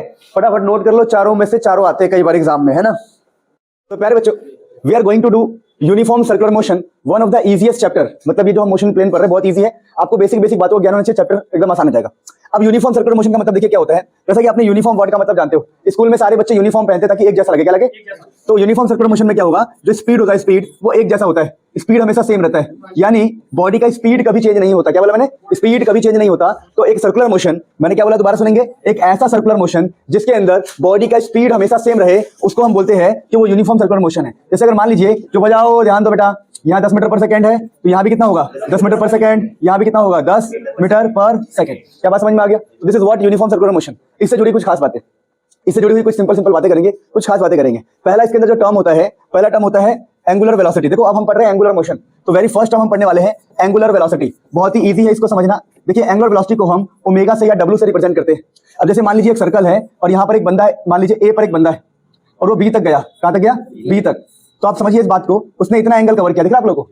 अगर हम माने कि भैया उसने यहाँ से स्टार्ट किया है और यहाँ पर गया, तो समझ पा रहे बात क्या चल रहा है यहाँ पे, तो कुछ एंगल कवर किया, क्या क्या है एंगल। तो उस एंगल को जब टाइम से हम डिवाइड करेंगे, कितना टाइम लगा, जो भी टाइम लगा उस टाइम से डिवाइड करेंगे, तो ये इसको कहेंगे हम डब्ल्यू। क्या कहेंगे, W, angular velocity, angle upon time, angular velocity. एक प्रकार से डिस्टेंस अपॉन टाइम है, ऊपर डिस्टेंस नीचे टाइम, लेकिन इस बार डिस्टेंस नहीं, इस बार एंगुलर डिस्प्लेसमेंट है। जहाँ थीटा का मतलब होता है एंगुलर डिस्प्लेसमेंट। क्या मतलब होता है, एंगुलर डिस्प्लेसमेंट, एंगुलर डिस्प्लेसमेंट। तो एक बात ध्यान रखेंगे छोटा सा, तो आपको क्लियरिटी आ गई होगी कि एंगुलर वेलोसिटी का मतलब क्या है, कि जब भी एक बॉडी सर्कल में चलेगा तो जो भी डिस्प्लेसमेंट हुआ है एंगल वाला, उसको टाइम से डिवाइड करेंगे तो उसको हम एंगुलर वेलोसिटी कहेंगे। क्या बात समझ में आती है सबको। अच्छा, अब इसके कुछ अलग अलग रूप देखिए। कई लोग ऐसे भी लिखते हैं इसको, क्या लिखते हैं एंगुलर वेलोसिटी को, delta theta by delta T, यानी कितना चेंज आया, इसको चेंज पढ़ते हैं। जो सिंपल है सिंपल, तो चेंज इन एंगल, कितना एंगल कवर हुआ है और कितना टाइम में चेंज आया, कितना टाइम टेकन है, कितना टाइम लिया। समझ मेरी बात को, कि कितने एंगल में चेंज आया, कितने समय में, वो भी आपका एंगुलर वेलोसिटी होगा। कई लोग इसी फॉर्मूले को अलग अंदाज में जो गुटका गुटका खाते हैं ना, वो लोग ऐसे लिखते हैं, देखो omega is equal to D theta by D T, D theta by D T, नहीं समझे गुटका खा के। अच्छा, तो D theta by D T का मतलब क्या है, यहाँ पे ध्यान दो, ये भी एंगुलर वेलोसिटी है, पर ये होता है बहुत कम टाइम के लिए। ऐसा मानते हैं कि टाइम ऑलमोस्ट जीरो, मतलब मैंने कहा अभी बता, कहते ना भाई कॉल पे बात कर रहे, दिल्ली से मुंबई जा रहे, और भाई क्या स्पीड है, तो उसने आराम से देख के बताया भाई 40 चल रहा है, 50 चल रहा है, तो आराम से चल रहा है, कोई दिक्कत नहीं। लेकिन कोई ऐसे बोले अभी बता, अभी का स्पीड बता, क्या बता, अभी का स्पीड, बहुत कम टाइम है, अभी क्या बता, उसी इंस्टेंट पे, क्या बोले, इंस्टेंट पे, उसी इंस्टेंट पे, अभी क्या अभी, तो उसके लिए हम D Q by D theta by D करते हैं। यानी ये जो है ना कम टाइम के लिए, टाइम ऑलमोस्ट जीरो, टाइम दिया ही नहीं और वेलोसिटी पूछ लिया, इसको बोलते हैं इंस्टेंटेनियस। क्या बोलते हैं, इंस्टेंटेनियस, इंस्टेंटेनियस, इंस्टेंटेनियस वेलोसिटी बोलते हैं इसको, instantaneous angular velocity, angular velocity. तो याद रखेंगे 3 तरीके से बताया मैंने, थीटा अपॉन टाइम भी होता है, डेल्टा थीटा अपॉन टाइम, बात एक ही है, angle upon time, angle upon time, angle upon time, बस ये कम टाइम के लिए है और ये नॉर्मल टाइम के लिए, ये बहुत ही कम टाइम के लिए होता है। तो ये पढ़ा हमने एंगुलर वेलोसिटी। अब यहीं से मजाक मजाक में एक टॉपिक इंट्रोड्यूस करेंगे आपको, एंगुलर एक्सेलरेशन। देखो अगर आपको बेसिक फॉर्मुला आता है और आपको पता है कि भाई सब चीज का मतलब क्या है, तो एग्जाम में क्वेश्चन कैसे आता है कि एक बॉडी है जिसका एंगुलर डिस्प्लेसमेंट इतना है, टाइम इतना है, बताओ, क्यों नहीं बता देंगे भाई, जब चीजें पता है, कॉन्सेप्ट पता है, तो क्वेश्चन भी लगेगा। मेरे बच्चों को कॉन्सेप्ट का मतलब नहीं पता होता, डब्ल्यू का मतलब ही नहीं पता, अब वो मूवी में जो डब्ल्यू था उसको देखते, या फिर इंस्टाग्राम पे जो डब्ल्यू दिख रहा है उसको देखते, उसके चक्कर में पड़े रहते। अरे जो इंस्टाग्राम पे रील नहीं चल रहा, डब्ल्यू डब्ल्यू दिख गया, डब्ल्यू दिख गया, बताओ। अरे एक मूवी था ना जिसमें फेमस है ये डब्ल्यू, गोल्ड वाला, सोना वाला, सोना चांदी जहाँ पर जरा होता है, हाँ। अब उनको ये नहीं पता कि भाई ये कौन सा वाला डब्ल्यू है, ये डब्ल्यू एंगुलर वेलोसिटी वाला है, एंगुलर वेलोसिटी वाला। क्या बात समझ पा रहे हो आप? अच्छा ठीक, फिर आगे हम बात करते हैं कौन सा वाला, एंगुलर एक्सेलरेशन, एंगुलर एक्सेलरेशन। अब देखिए कोई बॉडी सर्कल, देखो आपने पढ़ा होगा एक्सेलरेशन हमेशा होता है velocity change in velocity upon time, पढ़ा आप लोगों ने, acceleration change in velocity upon time. अब जो पहले v था वो अब w बन गया, क्या बन गया है, तो अब हम बोलेंगे जो एंगुलर एक्सेलरेशन है उसको बोलेंगे हम अल्फा, क्या बोलेंगे, अब एंगुलर एक्सेलरेशन है तो ये भी change in velocity upon time होगा, पर इस बार एंगुलर वेलोसिटी होगा, क्या होगा, एंगुलर। ये समझे, जैसे पहले a था velocity change in velocity upon time, वैसे ही एंगुलर वाले को हम बोलते हैं अल्फा, क्या बोलते हैं, और ये भी वेलोसिटी अपॉन टाइम ही होगा, change in velocity upon time, पर इस बार वेलोसिटी कौन सा वाला होगा, एंगुलर वाला, क्योंकि v अब w बन गया। अब इसको अलग अलग तरीके, जो गुटखा खाते हैं गुटखा वैसे लिख देंगे D W Y D D, मेरी बात नहीं समझे, तो D W Y D T, बात समझे, तो जो गुटखा खाते हैं D W Y D T बोलते हैं, और दोबारा किसके लिए, बहुत कम टाइम के लिए, इसको बोलते हैं इंस्टेंटेनियस, क्या बोलते हैं, instantaneous, instantaneous, instantaneous angular acceleration, angular acceleration. ये तो आप पे डिपेंड करता है कि आप कैसे काम करने वाले हो, कैसे काम नहीं करने वाले हो, कोई दिक्कत नहीं किसी को। तो अब हम छोटी बातें और पढ़ लेते हैं, जैसे एक छोटा सा टॉपिक होता है इसके अंदर टाइम पीरियड, क्या होता है बेटा, टाइम पीरियड। अच्छा इनकी डेफिनेशन अगर आई, अगर इनकी डेफिनेशन एग्जाम में आई तो कैसे लिखोगे, it is the ratio of change in angular velocity change in time. कि एंगुलर, वैसे डेफिनेशन नहीं आती इनकी, तुम्हें क्या लगता है, वो तुमसे ये पूछेंगे what is distance, what is displacement, what is velocity, ये पूछेंगे। 11वीं क्लास के बच्चे से पूछेंगे कि बेटा बेटा तेरा नाम क्या है, नहीं ना, तो बेटा मूवी नहीं चल रही जो तुमसे पूछे दिल वाले तेरा नाम, सुना गाना है, तो एक बात ध्यान रखना मूवी नहीं है, तो इसमें छोटी मोटी डेफिनेशन नहीं पूछते, तो जिसकी डेफिनेशन लिखवानी है वो मैं खुद पहले लिखवा चुका हूँ, फिर भी मैं तुम्हें एक बार डेफिनेशन का इसमें मैं दिखा दूंगा डेफिनेशन, पहले चीजों को पढ़ लो एक बार। टाइम पीरियड समझते हैं, टाइम पीरियड देखो, अब एक सर्कल में बंदा ए से स्टार्ट हुआ, प्यारे बच्चों मेरे जिगर के टुकड़ों ध्यान दो, ए से स्टार्ट हुआ और दोबारा ए पर आ गया, यहाँ पर आ गया, तो ए से ए पर आने में एक साइकिल हुआ, कितना साइकिल हुआ, 1 साइकिल, या बोले तो हिंदी बोले तो एक चक्कर, क्या बोला हमने, एक चक्कर, तो घन चक्कर, एक चक्कर, ठीक है ध्यान दो इधर, तो एक चक्कर का जो टाइम होता है उसको बोलते हैं टाइम पीरियड, क्या बोलते हैं, मतलब यहाँ से स्टार्ट करके यहीं पर लौटने का जो टाइम होता है उसको बोलते हैं टाइम पीरियड। तो टाइम पीरियड की डेफिनेशन क्या होगी, time of 1 cycle, time of 1 cycle, एक साइकिल कंप्लीट करने में कितना टाइम लगेगा उसको हम टाइम पीरियड कहते हैं। इनकी डेफिनेशन में दिखा दूंगा आपको, वेट करो। फिर आगे बात करते हैं, एक होता है फ्रीक्वेंसी, क्या होता है, फ्रीक्वेंसी। देखिए फ्रीक्वेंसी का मतलब कुछ भी नहीं होता, फ्रीक्वेंसी को निकालने के लिए आपको 1 बाई टाइम पीरियड करना होता है। तो फ्रीक्वेंसी की डेफिनेशन क्या होगी, अगर कभी भी फ्रीक्वेंसी निकाल, टाइम पीरियड, ठीक है, अगर कभी भी आपको फ्रीक्वेंसी निकालना हो तो जो भी टाइम है उसको उल्टा कर दो, तो फ्रीक्वेंसी का फॉर्मूला होता है 1/t, क्या होता है बेटा, बेसिकली 1/t। अब हमने पूरे टाइम से इसको डिवाइड किया, क्या बोला मैंने, पूरे टाइम से इसको डिवाइड कर दिया, समझे मेरी बात को। तो फ्रीक्वेंसी का बेसिकली डेफिनेशन क्या होता है, डेफिनेशन होता है टाइम, इसको ऐसे बोलते हैं number of cycle per unit time. Per unit time का मतलब क्या, देखो अगर सुनो, अगर आपने इसको टाइम से डिवाइड, पूरे टाइम से डिवाइड कर दिया तो जो आंसर आएगा 1 के लिए, किसके लिए आएगा, तो फ्रीक्वेंसी का मतलब होता है number of cycle per unit time, यानी अगर शुद्ध भाषा में बोलूं तो 1 सेकंड में कितने चक्कर काटे उसका मतलब फ्रीक्वेंसी होता है, कितने चक्कर काटे, चक्कर काटे। आप ऐसे समझ लो, जैसे मैंने कहा एक बैल को खूंटे से बांध दिया, बैल 1 सेकंड में 10 बार घूम गई, बैल के अंदर किसका भूत आ गया, किसका आ गया, वो प्रियंका चोपड़ा वाला, ठीक है। तो बैल के अंदर किसका भूत आ गया और वो 1 सेकंड में 10 चक्कर काट गया, तो उसकी फ्रीक्वेंसी कितनी हो गई, 10। मैं 1 सेकंड में दिल्ली से बिहार गया, बिहार से दिल्ली गया, दिल्ली से बिहार गया, बिहार से दिल्ली, 50 बार हो गया 1 सेकंड के अंदर ही, तो मेरी फ्रीक्वेंसी कितनी हो गई, 50। यानी 1 सेकंड में आप कितनी बार घूमते हो वो आपकी फ्रीक्वेंसी होती है। तो ये लिखा है number of cycle per unit time, per unit time का मतलब है 1 सेकंड, समझ पाए बात को। तो ये फ्रीक्वेंसी का मतलब होता है, इसका डेफिनेशन होता है, ये फॉर्मूला होता है और ये इसका फील होता है। तो फ्रीक्वेंसी सब कुछ हमने कर लिया, तो फटाफट नोट करो मेरे बच्चों। देखो आरंभ है प्रचंड, मेहनत करेंगे ना, वो जब गाना मैं दिन में कम से कम 25 गाना सुनता हूँ क्योंकि मेरा शेड्यूल बहुत टाइट रहता है। सुबह उठे, तुम्हारे पास से मेरी क्लास 11 बजे, ठीक है, फिर 11 से वहां पढ़ाऊंगा 1 बजे तक, फिर 1 से मेरी क्लास है 2:30 तक, फिर मेरी 2:45 पे क्लास है, कितने बजे तक, 4:45 के आसपास तक, फिर उसके बाद मेरी क्लास है यहीं पर 5 से, फिर 5 से जैसे खत्म होगा 12th वाली क्लास है 8:30 तक, फिर 8:30 से आधे घंटे का 1 घंटे गैप मिलता है जिसमें जिम जाता हूँ, जिम गया थोड़ा बहुत खाया और दोपहर का खाना मैं बैग में लेके चलता हूँ अपने, मेरे बैग में भरा हुआ है, और फिर मैं 12 बजे घर पहुंचूंगा पढ़ा के हर जगह से 12 साढ़े 12 तक, फिर सो जाऊंगा, थोड़ा बहुत बच्चों को रिप्लाई किया जो भी किया, फिर सो जाऊंगा, फिर सुबह वही साइकिल स्टार्ट, फिर वही साइकिल डेली का है। सोचो भाई, और मेरे को ये मोटिवेशन कहाँ से आता है भाई? नहीं, बहुत एक तो मोटिवेशन ये है कि मैं गरीब बहुत हूँ, मैं तो गरीब था, और बहुत गरीब क्या, मुझे पता था कि भाई पूरे खानदान को बदलना है, पूरी सिचुएशन को चेंज करना है। भाई अपनी सिचुएशन में जाना ना, हम दूसरे कंपेयर करते हैं कि भाई इंस्टाग्राम पे फोटो डाल रहा है, अरे भाई क्या मस्त लाइफ है, ये तो ये कर रहा है, वो कर रहा है, उसके पास ये है। दूसरे से कंपेरिजन मत करो कभी। भाई देखो तुम कहाँ पे खड़े हो, अच्छा मैं यहाँ खड़ा हूँ, मुझे ऊपर उठना है तो मेहनत करनी पड़ेगी, है ना। और कोई ना कोई मोटिवेशन होना चाहिए। भाई मेरे लिए मोटिवेशन है, मम्मी को देखता हूँ मैं, मेरी मम्मी ने बहुत स्ट्रगल किया लाइफ में, इतना स्ट्रगल किया ना तो मैं क्या बताऊँ, मतलब इमोशनल हो जाएगा, इतना खतरनाक स्टोरी। मतलब हमारे घर में खाना होता नहीं था, तो इतने से दूध में मम्मी पानी पूरा भर के और चीनी डाल देती थी, ताकि हम लोग का पेट, मम्मी 4-4 दिन तक कुछ खा पी नहीं रही है हम लोगों के चक्कर में, रोटी सूखा सूखा दूसरों से मांग के फिर हमें खिलाए। तो ऐसी सिचुएशन से निकला हूँ मैं, तो मुझे वो याद आता है। तुम कितने भी, अब देख मैंने इतना थोड़ा बहुत लाइफ में कुछ बनाया है, पर मैं इसको और बनाना चाहता हूँ, और मेरा फ्यूचर का मकसद यही है कि मैं बहुत सारे ऐसे लोगों को पढ़ाना चाहता हूँ। मुझे पता है कि पढ़ाई ने मेरी ज़िंदगी को ठीक किया है, तो मैं ऐसे लोगों को पढ़ाना चाहता हूँ फ्यूचर में जो कुछ कर सकते हैं। जैसे अभी मैं गाँव से एक बच्चे को बुला रहा हूँ, क्योंकि उसमें बात है, वो बंदा सुबह 4 बजे उठता है, योगा करता है बहुत, और पागलों की तरह पढ़ता रहता है, वो मेरे रिश्ते में कहीं पे आता है, तो उसको मैं बुला रहा हूँ, मैं उसको पढ़ाऊंगा। ऐसा मैं मेरे को है ना, ऐसा इतना पैसा कमाना है कि मैं उन लोगों को पढ़ाऊँ जो सच में कर सकते हैं। ये नहीं कि रैंडम किसी को फ्री कर दिया, लो आजा भाई पढ़ लो, नहीं, फ्री नहीं करूँगा, फ्री की वैल्यू नहीं होती, फ्री की वैल्यू कभी नहीं होती, फ्री नहीं करूँगा कुछ भी, जिसमें बात होगी उसे पढ़ाऊंगा। मतलब मैं ये कह रहा हूँ कि फ्री की वैल्यू तो होती नहीं है। मैंने स्टार्टिंग में 2019 में एक एनजीओ खोला था, उसमें स्लम एरिया के टाइप में क्योंकि मैं बहुत इस सिचुएशन से निकला हुआ हूँ कि मेरे को किसी ने पढ़ाया नहीं अच्छे से, मतलब पढ़ाई जैसे हम पढ़ ही नहीं पाए, वो पैसा नहीं था, कुछ भी नहीं था, लेकिन फिर भी खुद मेहनत करके आगे बढ़े। तो मुझे लगा कि मैं उन लोगों की हेल्प करूँगा जो बहुत ही स्लम टाइप में होते हैं या फिर जिनमें बात होती है। मैंने फ्री किया, पहले दिन एडमिशन हुआ 50 बच्चों का, दूसरे दिन 100 बच्चों का, साइंस फिजिक्स केमिस्ट्री पढ़ाने के लिए। अगले दिन क्या देख रहा हूँ, वो बदतमीजी कर रहे हैं, वो ठीक से पढ़ नहीं रहे, क्योंकि वैल्यू नहीं है, पैसे नहीं दिया ना, क्या कर लेगा मास्टर, भगा देगा, भगा दे, पैसे थोड़ी दिया मैंने, बात समझ पा रहे हो।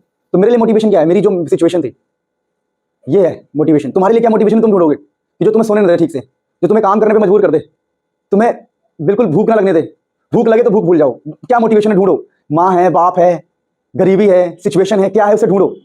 मजाक नहीं कर रहा हूं मैं, अगर उसको ढूंढ लिया ना भाई, रुक ही नहीं पाओगे, तुम रुक सकते ही नहीं हो। एक बार ढूंढ लिया उसे तो 100 करोड़ कमा लोगे तब भी नहीं रुकोगे, तब भी रुक नहीं पाओगे। 100 करोड़ कमाने के बाद भी तुम रुक ही नहीं सकते हो।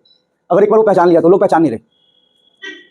लक्ष्य, जीवन का लक्ष्य पता नहीं किसको क्या है, पर ढूंढते रहोगे, किसी एक को तो बनाना पड़ेगा। मैंने अपनी मम्मी को बना रखा है लक्ष्य। मम्मी के स्ट्रगल को याद करता हूँ, आग जलती है शरीर में, आग पूरी तरह आग जलती है, वो आग मेरे को एक्टिव रखता है पूरे दिन। तुम्हें ढूंढना है कि कौन है तुम्हारा वो, किसने तुम्हारी लाइफ में, या क्या चीज है वो जिसको याद करके तुम्हारे अंदर आग जलेगी। और याद समझ लो, मुझे इतना बता, अगर मैं गिर गया धरती पे दोबारा फिर खड़ा हो जाऊंगा, क्योंकि सीख गया हूँ। बात समझ पा रहे हो। तो ये मैं यही कह रहा था। चलो मैं कहाँ से कहाँ पहुंच गया, पता नहीं कैसे बात आ गई, उस गाने से आ गया, बोलते हैं ना, छोड़ो। सही बता रहा हूं मैं, अगर तुम लोगों ने किसी को याद नहीं किया और अपने आप को झोंक नहीं दिया उस आग में, तो जीवन इतनी कठिन है, हर पल मरोगे, हर पल तुम्हारी, क्या बोलूं मैं, चिता जलेगी, चिता फ्यूचर में। इतना कठिन है जीवन, ये सच बोल रहा हूं मैं। चलो क्या बोले, relation between angular velocity and the period and field, क्या कहने का मतलब है, देखो जो मेरा W होता है, W होता है थीटा अपॉन टी। क्या होता है थीटा अपॉन टी, ये तो आपको पता ही होगा। अब अगर एक सर्कल की अगर हम बात करें, तो सर्कल में बंदा अगर ए पर है और दोबारा ए पर आ गया, क्या बोला मैंने, ए से ए पर आ गया, तो कितना एंगल कवर किया होगा, सर्कल में एंगल होता है 2 पाई, कितना होता है 360 डिग्री, 2 पाई अपॉन टाइम। तो ये पहला रिलेशन हमारा ड्राइव हो गया, relation between angular velocity and time period. तो यहां तक का रिलेशन ड्राइव हो गया, ठीक है, कि ये एंगुलर वेलोसिटी है और ये है टाइम। तो हमारा पहला इक्वेशन क्या ड्राइव हुआ, जो हमें याद रखना होता है जीवन भर के लिए, ये सिंपल हार्मोनिक मोशन में काम आता है, 2 पाई बाई टी। क्या बात समझ में आती है, कोई दिक्कत नहीं किसी को। मैं दोबारा बोल रहा हूं, तुम्हें ढूंढना है कौन है वो, जिसको देख के इतना आग जले कि जो चीज मुझे समझ नहीं आ रही वो भी समझ में आ जाए। तो मैं स्टोरी सुनाता हूँ। मेरे को ना क्वांटम मैकेनिक्स नाम का एक सब्जेक्ट था, उससे फोबिया हो गया था। पहले था क्वांटम मैकेनिक्स ग्रेजुएशन में सिंपल वाला, फिर एक मास्टर्स समझते हो, MSc लेवल, तो उसका एडवांस क्वांटम मैकेनिक्स होता है, और वो हमारे में था।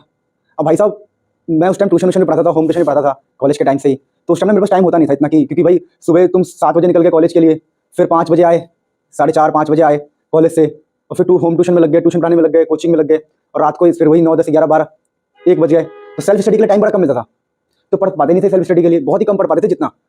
अब ना इतना वो था कि एडवांस क्वांटम मैकेनिक्स मेरे को हार्ड भी लगती थी, क्योंकि मैंने पढ़ा नहीं था, और एग्जाम था और मुझे पास करना था।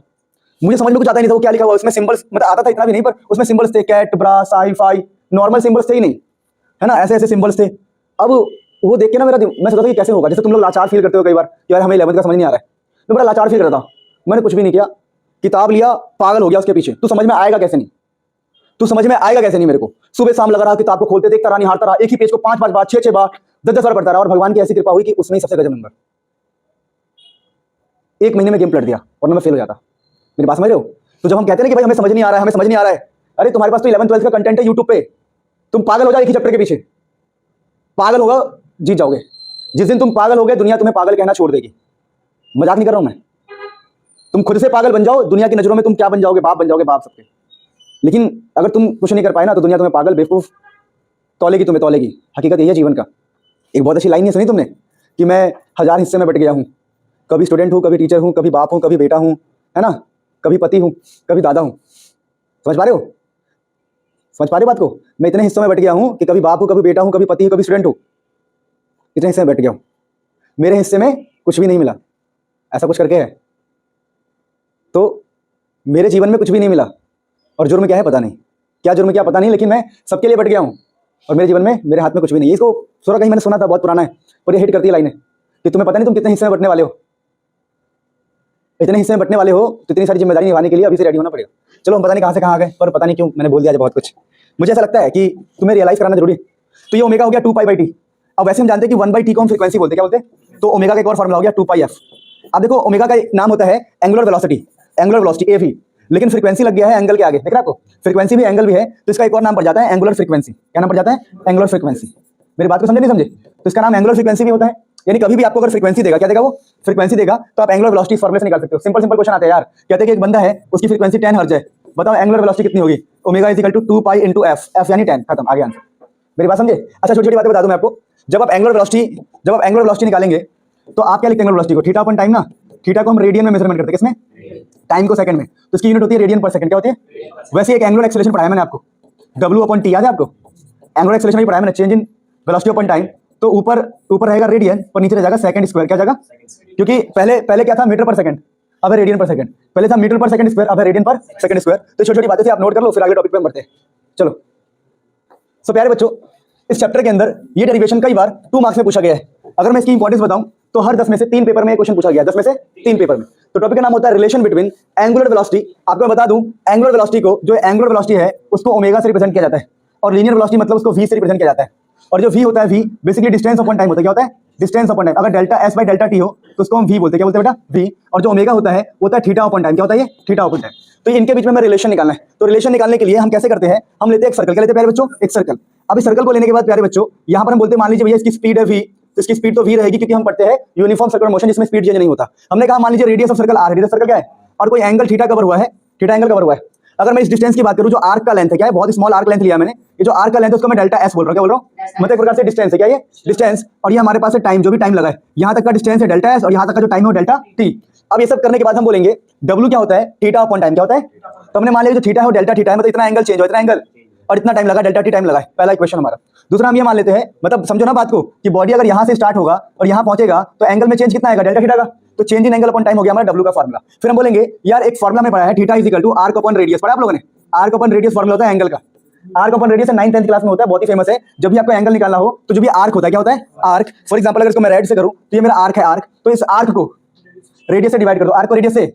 तो आर्क क्या है आपके पास? आर्क है डेल्टा s, ठीक है? आर्क है आपका डेल्टा s और रेडियस है r। तो मैं थीटा अगर निकालूं यहाँ से फॉर्मूला, तो एंगल में जो चेंज आएगा वो होगा arc upon length, arc upon. तो डेल्टा s है हमारा आर्क, और लेंथ और जो रेडियस है वो है r। रेडियस कितना है?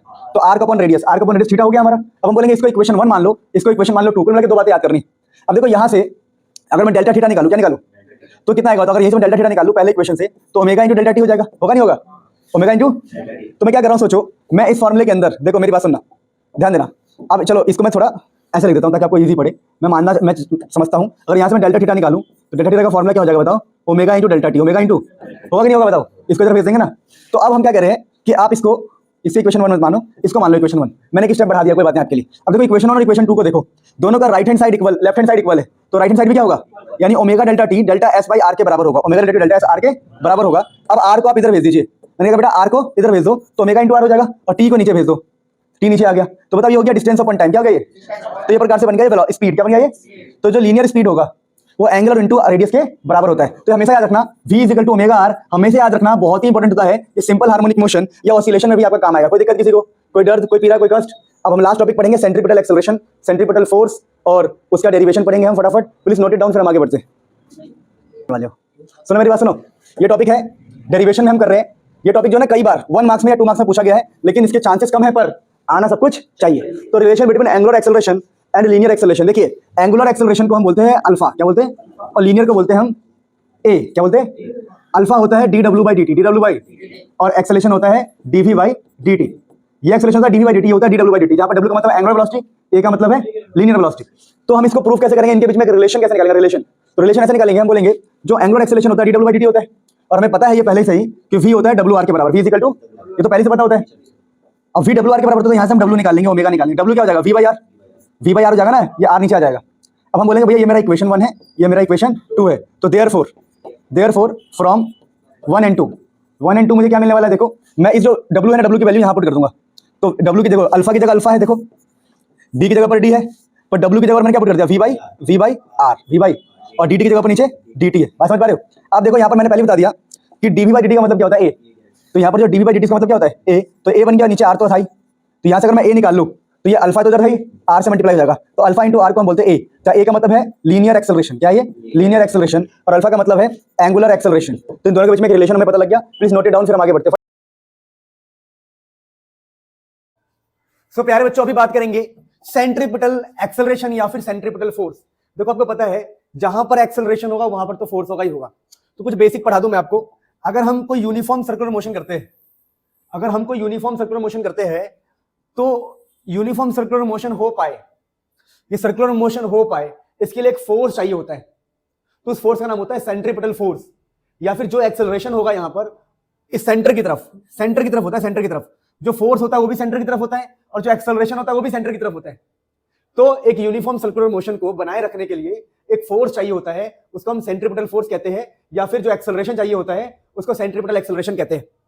तो अगर हम बेसिक बातें करें तो यहां पर क्या है कि सेंट्रीपिटल एक्सेलरेशन या फिर सेंट्रीपिटल फोर्स, एन एक्सेलरेशन या फोर्स, ऐसा एक्सेलरेशन या force which is directed towards the centre of circle, जो सर्कल है उसके सेंटर की तरफ हो। इन यूनिफॉर्म सर्कुलर मोशन, एक यूनिफॉर्म सर्कुलर मोशन में ऐसा एक्सेलरेशन या ऐसा फोर्स जो सेंटर की तरफ हो, उसको कहते हैं हम सेंट्रीपिटल एक्सेलरेशन या सेंट्रीपिटल फोर्स।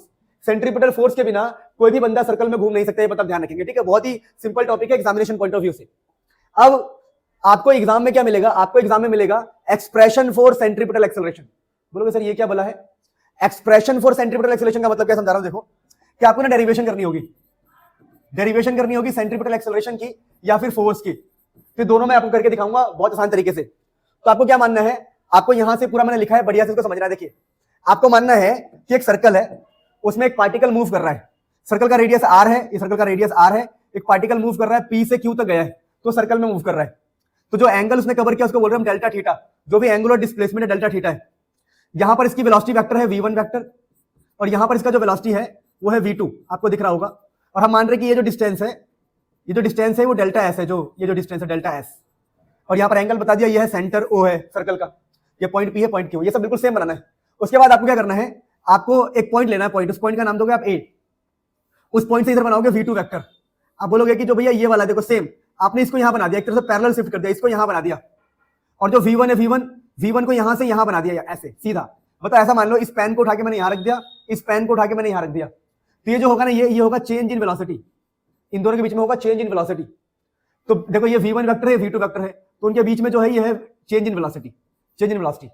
अब मेरी बात को सुनना, यहां पर देखो ये एंगल भी थीटा है, ये एंगल भी थीटा है, और समझ पा रहे यूनिफॉर्म सर्कुलर मोशन में स्पीड भी सेम होता है। इस चक्कर में अगर हम ट्रायंगल की बात करें, यहाँ ट्रायंगल बन रहा होगा, देखो ट्रायंगल POQ ट्रायंगल और BAC, जो ट्रायंगल BAC है वो दोनों क्या होंगे, सिमिलर, क्योंकि यूनिफॉर्म सर्कुलर मोशन है, क्योंकि एंगल भी सेम है, और जो वेलोसिटी होता है वो भी सेम होता है, ठीक है। मेरी बात समझे, मतलब स्पीड सेम होता है, वेलोसिटी स्पीड सेम होता है। तो आपको सिर्फ ये स्टेप बनाना है, फिर लिखना है ट्रू ट्रायंगल। देखो एग्जामिनेशन पॉइंट ऑफ व्यू से काम हो रहा है, true triangle POQ and BAC are similar, ये दोनों ट्रायंगल है वो सिमिलर है। बाकी आप चाहो तो एग्जाम में लिखना कि let a circle having radius r, particle at point P having velocity v1, particle at point Q having velocity v2। तो ये सब बातें लिखना। फिर अगर लिखना चाहो तो ऐसे लिखना तो चाहिए, भी बताना चाहिए कि भाई P है पॉइंट P, v1 वेलोसिटी है, v2 ये बताना चाहिए। तो टू ट्रायंगल पर हम बोल दे रहे हैं, हम लिखने जाएंगे तो बहुत वो चला जाएगा ना। तो two triangle POQ and BAC are, मतलब कुछ नहीं, एग्जाम में बताना होता है कि v1 वेलोसिटी है, v2 भी वेलोसिटी है, r रेडियस है, ये एंगल है। तो हम बोल रहे हैं कि भाई दो ट्रायंगल POQ, जो POQ ट्रायंगल है, एंड BAC जो है BAC ट्रायंगल आर सिमिलर है।